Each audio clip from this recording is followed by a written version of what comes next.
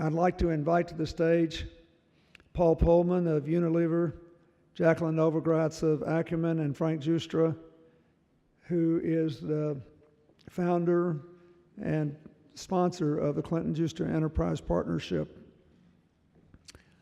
Here's the challenge. According to the UN, 2.5 billion people around the world are involved in local agricultural production, generating 80% of the food consumed in emerging markets, from South Asia to sub-Saharan Africa.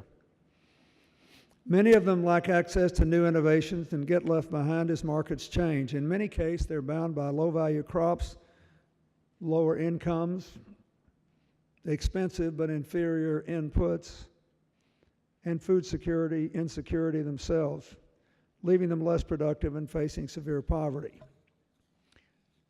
These commitment makers are launching a 3-year, $10 million effort to dramatically improve the livelihoods of more than 300,000 smallholder farmers in Africa, South Asia, Latin America, and the Caribbean by investing in and scaling local agricultural businesses and linking them to corporate global supply chains and distribution networks.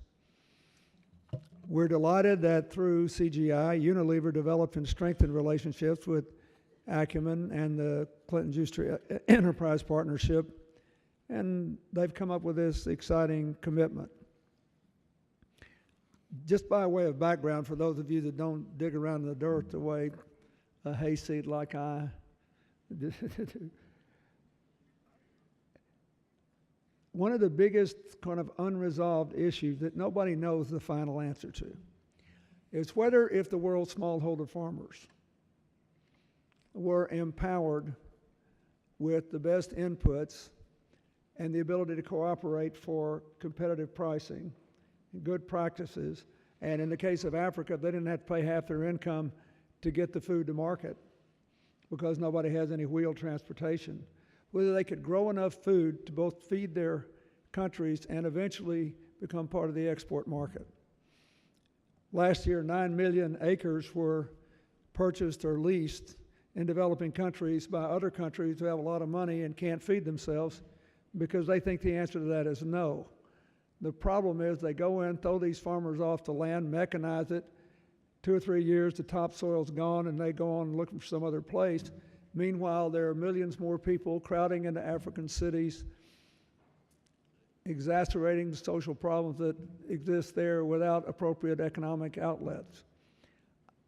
I believe the answer is yes, based on the experience we've had through this project and the farming programs we run in Africa and the supply and distribution networks we run in Latin America and the Caribbean, thanks to Frank Giustra. So this is a big deal.